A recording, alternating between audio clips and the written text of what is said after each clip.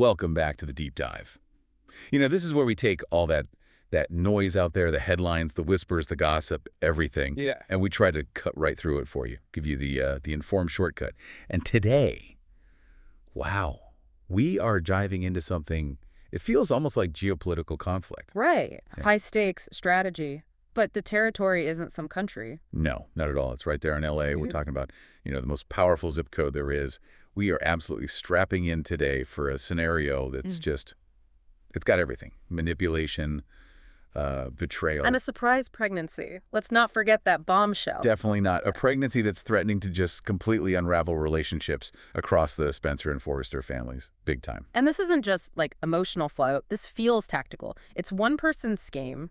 Lunar Nozawa's, and the waves it's sending out are massive. Massive and maybe predictable, if you know where to look. Predictable in hindsight, maybe. But the speed, the sheer scale of this, it's kind of unprecedented, even for these families, That's true. Okay, so our source material today, we've got a new YouTube transcript that's been making the rounds, plus some really detailed articles. And they don't just hint at trouble. They basically lay out a roadmap for how this whole Luna pregnancy thing just detonates. It's like a blueprint for disaster. Exactly. Yeah. So our mission today for you is clear. We need to break down the 5 specific major fallouts that are predicted to hit the Spencers and the Forresters. We're mapping the damage zone, essentially, before the shaking even stops. And like you said, we're not talking small stuff here. This isn't just a misunderstanding or a little spat. No. The sources paint a picture of total collapse, marriages ending, serious relationships devastated. Even maybe a surprising reconciliation in the mix. Yes, that too. But also, well, it gets dark. Potential homicide is on the table. The stakes feel incredibly high. Lethal, even. Okay, let's ground this first. The core conflict. Because this is where it all starts, right? The leverage. Yeah. Luna Nozawa gets Will Spencer drunk. Very drunk. Yeah. And then she has her way with him. Yeah, let's be clear. The sources frame this as exploitation, not consensual. Right. And now she's pregnant. Definitely pregnant. Confirmed. Bill Spencer apparently made sure of that. Multiple positive tests. No room for doubt there. So the pregnancy is real, and Luna's claiming, of course, that the baby is Will's. But here's the key part, the thing that really lights the fuse. She won't leave L.A. Exactly. She refuses to go. She actually sees this baby, this situation, as her path to a wonderful new life. Her words, apparently. Wow. Not a mistake, not a consequence, but a plan. An asset. And that's the context we need. This isn't just drama. It's a case study. Information leverage, collateral damage. Luna's single act, this pregnancy, it's created this undeniable leverage point, an unborn Spencer heir, like a ticking bomb in the middle of everything. It's kind of amazing how fast one person's scheme ripples out, isn't it? It touches all these powerful people. And they all want different things, right? Mm-hmm. Bill wants control. Steffi wants justice, maybe revenge. Sheila, she wants family, connection, legacy. And because Luna won't just disappear, because she's right there, pregnant, the damage just spreads. It forces everyone into these impossible corners, making these huge life-altering choices. Zero-sum games everywhere you look. Okay, so that strategic threat, Luna staying put, that leads us right into the first piece of fallout, the first relationship casualty. All right, let's unpack this. Fallout number 1. Right. The end of Deacon Sharp and Sheila Carter's marriage. Boom. Just like that. It seemed like they were almost making it work for a minute there, didn't it? Totally. That quiet, sort of weirdly stable life at Il Giardino, it felt like they'd found a rhythm. A very twisted rhythm, maybe, but yeah, stability. But that stability, it seems, was built on a very shaky foundation, honesty between them at least. And Sheila just blew that foundation up. Looks like it. Their whole deal was kind of, okay, we know we're both messed up, but let's be straight with each other now. And she broke that rule. To protect Luna, who is actively causing chaos. Exactly. So the sources say the trigger is Deacon finding out Luna's alive. And not just alive, but that Sheila knew. Knew for a while, lied right to his face, kept this massive secret. And he's, well, the word used is furious. Absolutely furious. Which makes sense. And you have to remember, this isn't the first time Sheila kept Luna stuff from him. Oh, right. There was that contact before, when they thought Luna was dead. Yes. And Deacon, back then, he kind of let it slide. It was bad, but he could rationalize it maybe. Sheila grieving, connecting with a memory. It was in the past. Over. But this is different. Fundamentally different. Totally. The sources really hammer this point. Luna is alive now. She's an ongoing threat. She just manipulated a Spencer, got pregnant. This isn't a memory. This is five-alarm fire. And Sheila's lies aren't about the past anymore. They're about protecting the person holding the match. Exactly. So the deception becomes, well, the sources say too much, unforgivable this time. It suggests Deacon might finally just snap. End it. The marriage just can't take this kind of active, ongoing danger. Especially because Luna isn't going away. She wants to be in Sheila's life. And that brings up Deacon's other big concern. His son, Deke. Little Deke. Yeah, the relationship is getting closer. Deke's around Il Giardino more often. He's becoming a real part of Deacon's life there. So Deacon's got this positive thing growing, this connection with his son. And then there's Luna potentially lurking around, as the sources put it. It's a massive safety concern. Not just physical safety, maybe, but emotional stability, too. Luna brings chaos. Danger follows her and Sheila. So Deacon's forced to choose, protect his son's environment, or stay with Sheila, who's tied to this walking disaster. And it seems pretty clear which way he has to go, doesn't it? If he wants that stable relationship with his son, Yeah. stability has to beat whatever toxic thing he has with Sheila. Okay, but here's where it gets really interesting, according to the sources. This whole marital implosion. Yeah. It might push Deacon somewhere totally unexpected. Yeah, the fallout creates these weird new alliances, doesn't it? So the sources suggest Deacon might seek comfort, or maybe just advice from Taylor Hayes. Taylor Hayes, wow. Okay, that's a pairing I did not see coming. Right. What's the connection there? What's the logic? Well, think about where they both are emotionally. Yeah. Taylor's been dealing with Ridge, the back and forth, feeling betrayed, unstable. Okay. And now Deacon, he's just had his world rocked by Sheila's massive lie, a lie that threatens everything he's been building. So they're both disillusioned, Yeah. betrayed by someone they trusted. Exactly. That's the common ground, that shared vulnerability. They both might need someone to talk to who's outside the immediate blast zone, but still gets the stakes. Someone who understands the Forrester, Spencer Logan Sharp insanity, but isn't directly involved in this specific betrayal. Right. And it shows how one big lie, Sheila hiding Luna, doesn't just break things. It rearranges the whole board, pushes people together who would never expect. Shared pain can build weird bridges. So Luna getting Will drunk doesn't just end one marriage. It might accidentally spark a whole new dynamic between Deacon and Taylor. Maybe a friendship, maybe more. It's possible the ripple effects just keep spreading, affecting everyone. It's fascinating in a terrifying way. Speaking of those ripples, let's talk about the epicenter, almost. Fallout number 2. Will Spencer and his girlfriend, Electra Forrester. Yeah, this is just tragic. The really intimate personal damage. This is where that innocence, that young love, just gets completely shattered by Luna's calculation. Will is the target, the victim, but the consequences hit his relationship just as hard, maybe harder. So Will has to tell Electra everything. He finally comes clean. And the sources say she's just stunned, like completely blindsided, leveled. I mean, can you imagine hearing that? First, Luna, who you thought was dead, is alive. Okay, shock number 1. Huge shock. Then she manipulated Will, got him drunk, took advantage of him. Shock number 2, gut punch. And then the final blow. The coup de grace, as you called it. Luna's pregnant. Yes, it's his child. It's just devastating. It destroys their past trust, poisons their present, and basically puts a giant question mark, maybe a full stop, on their future all at once. The sources use intense language, right? Like her head is going to explode. Yeah, it captures that feeling of just overload. Too much awful information hitting her at once. The pregnancy is the killer, though. Because it's permanent. Exactly. It's not just about the act itself, the manipulation, it's the consequence. A child ties Will to Luna forever. Legally. Emotionally. How does a relationship, especially a young one like theirs, survive that? Yeah. Knowing your partner is permanently linked to the person who attacked your relationship. It's almost impossible. The sources suggest Electra feels like she has no choice but to walk away. Yeah, I mean, how can she stay? Luna isn't just some ex-girlfriend. She's the aggressor. And now she's going to be in their lives forever. Co-parenting. Right. There's no escape, no clean break. The trauma isn't just a one-time event. It's a constant presence embodied by the child and Luna's involvement. Electra needs to protect herself emotionally. Walking away seems rational, the only way to find peace. It really does. But the sources do dangle a little bit of long-term hope. Maybe. Oh, like even if they break up now, maybe down the road. Yeah, speculation, obviously. But the idea is maybe once the dust settles, once Electra has time and space, she might be able to see Will as the victim he was. Separate the act Luna forced on him from the permanent consequence, the baby. Possibly. Time might heal that wound, or at least allow them to find a way back. But, and this is a huge but, There's always a catch with these sources. there is, and it's a really dark one. The material explicitly mentions a possibility that reconciliation could be easier, maybe only possible if, well, If what? if something terrible might happen to Luna to get her out of the way is a problem. Wow. Okay. So we're back to that, Luna being removed from the equation entirely. Yeah. It suggests that other people around them, maybe even Electra herself eventually, or definitely Will's family, like Bill, might start thinking that Luna's permanent removal, I mean, her death.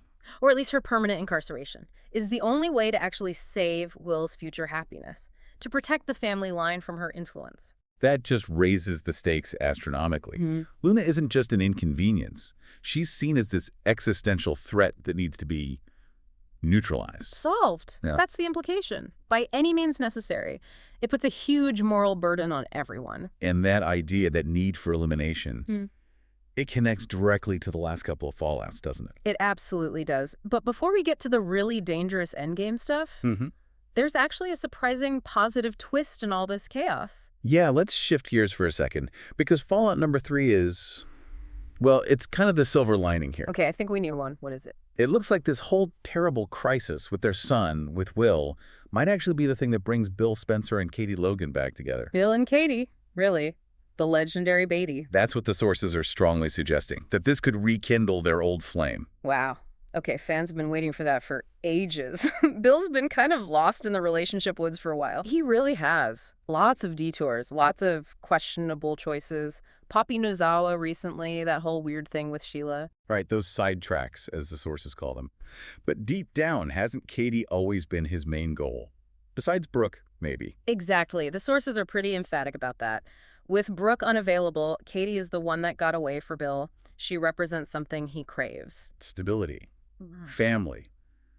A moral compass, maybe. All of the above. She's the mother of his son. She's the foundation he keeps trying to rebuild. And maybe the only one who can really handle him, you know? She definitely grounds him. So this crisis with Will, it's the catalyst. It seems to be the perfect one.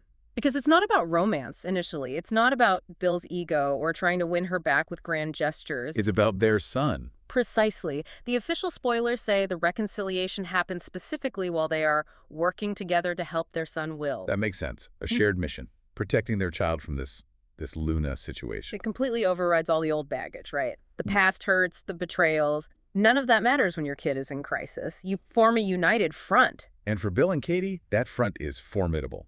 Power, influence, resources. Absolutely. It's an organic bond forged in crisis. The romance, the sources suggest, will kind of naturally grow out of that shared purpose, working together, leaning on each other. And think about the benefit for Will himself. Facing this nightmare, having his parents not just united, but potentially back together. That's huge. It's massive. He needs that stability. He needs parents who are solid, working together, presenting a completely unified front against Luna, against the legal mess, the emotional turmoil. But reconciled Bill and Katie provide that safe harbor for him, a fortified environment to help him cope. Exactly. It allows him to focus on healing, on figuring out fatherhood, without having to navigate parental conflict on top of everything else. So, in a way, Luna's devastating move, it unintentionally creates the one thing that might give Will the support he desperately needs. It's that phoenix from the ashes idea, yeah. Her weapon backfires, in a sense, by strengthening the core family unit she attacked. It shifts the power dynamic significantly. Which brings us back to the power plays and the really high-stakes endgame. Okay, now we're heading into the final phases, Fallout 4 and 5. This is where things move beyond just relationships breaking or forming. Yeah, this is strategy, legal battles, criminal intent, life and death stakes, potentially. Bill and Steffi are stepping onto the battlefield now, and their objectives might be dangerously different. And Luna, she's becoming increasingly isolated, relying almost entirely on Sheila. Let's start with Sheila. Fallout 4 predicts, basically, total isolation from her. Yeah, the idea is that by protecting Luna, by choosing Luna, Sheila could lose literally everyone else. We already talked about Deacon. His marriage to her is toast because of this. Stability gone. But the bigger loss, the truly devastating one for Sheila's long-term goals, is Finn, her son. Right, because Steffi had just started to soften towards her, hadn't she, after Sheila took that bullet for her. Exactly. There was this tiny crack of light. Steffi was actually considering maybe, possibly, letting Finn have some kind of relationship with Sheila. It was tentative, fragile, but it was hope. The path to redemption, or at least acceptance, was right there. And now, slammed shut, bolted, locked. Because Steffi finds out Sheila knew about Luna, lied about her being dead, protected the person who just victimized Will Spencer, a family ally. Steffi would see that as unforgivable. Proof that Sheila hasn't changed at all. Still deceptive, still dangerous. Totally. The sources say this is the final nail in the coffin for Sheila's relationship with Finn. Steffi's trust is gone. Finn will likely be forced to choose, and he'll choose Steffi, his wife, his family's safety. So Sheila loses her husband, loses her son, loses everything she seemed to be building. Everything except Luna and the unborn baby. And the sources say she's okay with that trade-off. It seems that way. Yeah. Which is Right. deeply disturbing, right? And Yeah. it shows where her priorities really lie now. It's all about the next generation, securing that bloodline in a powerful family. Apparently. It's like this great-grandchild represents her ultimate victory. And she actually admires Luna for pulling this off. Admires her for getting Will drunk and exploiting him. The sources say she's impressed that Luna outsmarted the Spencers. It's not about the morality, clearly, it's about the result. So, in Sheila's twisted view, Luna succeeded where she failed, secured a dynasty foothold through ruthlessness. That seems to be it. The sources even say they're cut from the same crazy cloth. Yeah. That connection, that perceived similarity, cements Sheila's loyalty. She won't abandon Luna now. Especially if Luna and the baby are literally all she has left. Exactly. Luna is her legacy now, her protege, in a sick way. Okay, final fallout. Number 5. The big clash. Steffi Forrester versus Bill Spencer. And Luna's caught right in the crossfire. Yeah, the sources confirm Jacqueline Wood is back filming. Steffi's returning to L.A. And she finds out Luna's alive after thinking this threat was gone. She is going to go ballistic. Yeah. That's the prediction. Her peace of mind shattered again. And this is the second time Luna's impacted her world directly, right? First with Poppy, now with Will. Exactly. So Steffi isn't just going to be angry. She's going on a crusade. A crusade for what? Justice. Legal justice. The sources say she'll stop at nothing to get Luna back behind bars. Prison. Incarceration. Making her pay through the system. Okay, that sounds like Steffi. Determined. Focused on consequences. But Bill has other ideas. Very different ideas. Bill isn't thinking about justice. He's thinking about termination. Termination of. The pregnancy. He is apparently adamant that Luna have an abortion, sees it as the only way to erase the problem. And Luna's response. Not gonna happen. Flat out refusal. Which leads Bill to give her this chilling warning, something like, the pregnancy is going to end one way or another. Whoa. Okay. That's direct. And this is where he clashes with Steffi's plan, because if Steffi succeeds in getting Luna arrested... Then Bill loses control. He can't force an abortion if she's in state custody. Exactly. So, crazily enough, Bill might actually fight Steffi's attempts to arrest Luna, try to keep her out of jail. Why? That makes no sense. Yeah. Unless... Yeah. The sources spell out his twisted logic. It's easier for Bill to deal with Luna if she's not protected by prison walls. Deal with her as in? As in, kill her. The sources are explicit. It would be easier for Bill to kill Luna if she's under his roof. My God. He wants her vulnerable, accessible to him. It's terrifying. He apparently views prison as safety for Lena, safety from him. If she's free, maybe even living at his place under duress, he can arrange an accident. And the sources actually detail the kinds of accidents he's thinking about. They do. It's not just vague threats. They mention specific scenarios he's supposedly contemplating. Luna accidentally falls off his balcony or down the stairs. Classic soap opera accidents. Or even darker, maybe, given the setting, getting Luna in the hot tub and accidentally holds her down until the bubbles stop. That's horrifyingly specific. This isn't just anger. This sounds like cold, calculated planning. It fits Bill's pattern, doesn't it? Extreme measures to protect his family, his legacy, his son. He wants the problem gone, and if abortion isn't an option... Then eliminating Luna herself is plan B, while maybe trying to salvage the asset, the baby. That seems to be his ideal outcome, according to the sources. If he can't stop the birth, then his preference is.